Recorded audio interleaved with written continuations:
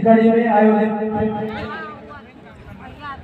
तातापानी का यह शिव गुरु महोत्सव जो साक्षी बन रहा है शिव गुरु की स्थापना का,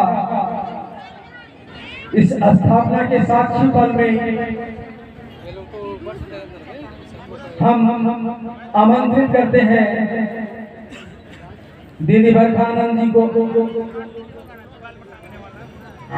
वो हम लोगों के बीच उपस्थित हैं। वो माइक तक आए, अपने संभाषण, अपने अभिव्यक्ति से गुरु भाई गुरु बहनों की हृदय यात्रा में एक नया संचार पैदा हो जाए। इस निमित्त इनका आना है हमारे आपके बीच विश्व मानव के लिए अनुभव उपहार है शिव की शिष्यता। इसमें बात करते हैं हम लोगों से साहब देने के संकल्प ईमानदार वाहिका। आइए हम सभी सुनते हैं दीदी बरखानंद।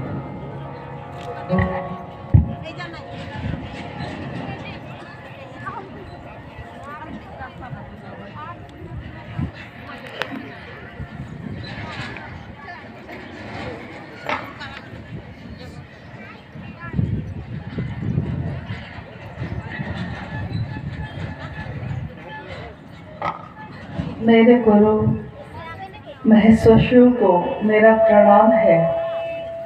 इस कालखंड के प्रथम शिव के शिष्य और हम सबों के परम आदरणीय वरेण्य गुरु भ्राता साहब श्री हरिंदरानंद जी के चरणों में मेरा प्रणाम है।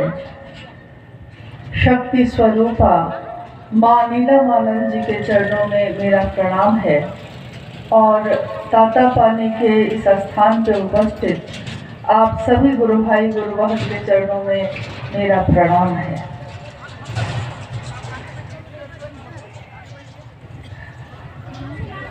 हम सभी का सौभाग्य है कि अपने गुरु शिव की स्थापना के लिए, अपने गुरु के कार्य के लिए आज यहाँ आने का सौभाग्य प्राप्त हुआ। और ये वो स्थल है जहाँ कुछ वर्ष पूर्व भी एक बार शिव गुरु महोत्सव का आयोजन हुआ था और उसके बाद से काफ़ी समय बीता।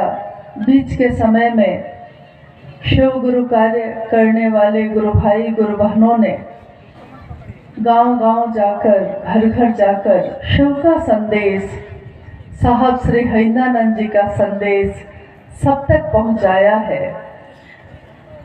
तो इतने वर्षों के बाद फिर से एक शिव गुरु महोत्सव का आयोजन आज यहाँ रखा गया है। मेरा निवेदन है कि आप में से जो भी जहाँ भी हैं वो कृपया आकर अपने स्थान पे बैठ जाएं, क्योंकि थोड़ी देर बाद आप भी अपने घर को लौट जाएंगे और हम लोग भी रांची से जो यहाँ आए हैं इतनी दूर की यात्रा तय करके हम लोग भी लौट जाएंगे। लेकिन कुछ समय ऐसे बहुमूल्य होते हैं, इतने कीमती होते हैं कि वो समय फिर लौट कर दोबारा नहीं आते।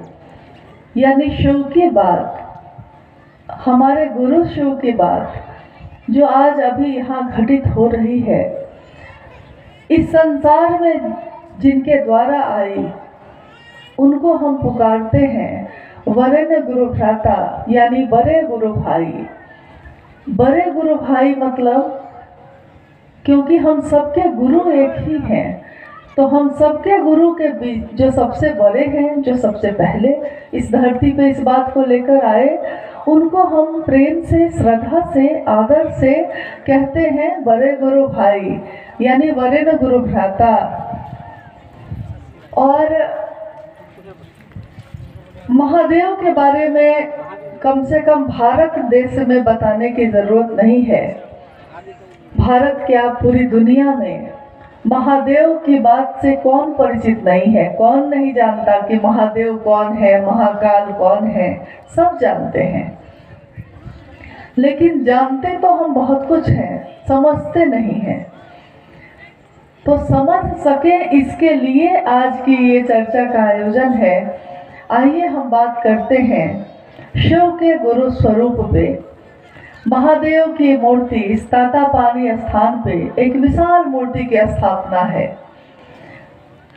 और महादेव स्वयं में इतने विशाल हैं कि ये पूरी धरती, ये पूरी दुनिया ही उन्हीं का स्वरूप है, उन्हीं का रूप है। तो हम मानो जितनी बड़ी मूर्ति बना सकते हैं उनकी बनाकर खुश होते हैं कि हमने बहुत बड़ी मूर्ति बनाई है, लेकिन ये पूरी दुनिया तो उन्हीं की मूर्ति का स्वरूप है।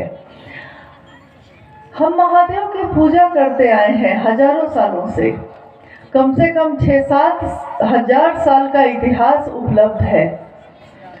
उन 6000 सालों के इतिहास में हमने देखा है कि महादेव को अनेक नामों से पुकारा गया है धरती पे। कभी उनको रुद्र कहा गया, रुद्र यानी रुलाने वाला, रुद्र यानी जो तूफान और झंझावातों का देवता है। तो प्रकृति को बचाने के लिए हम उनकी पूजा करते आए हैं। यानी एक ऐसे देश में हम रहते हैं जहां महादेव की पूजा के प्रतीक के रूप में हम शिवलिंग की पूजा भी करते हैं, हम पेड़ पौधे की पूजा भी करते हैं, हम अपने घर में रखे हुए एक छोटे से कंकर को भी शंकर मानकर पूजा करते हैं। यानी हमारी आस्था, हमारा विश्वास महादेव के लिए अटूट है। हमारी जड़ें हैं महादेव की शिष्यता के साथ जुड़ी हुई, लेकिन हमारे दिल में वो महादेव नहीं धड़क सके।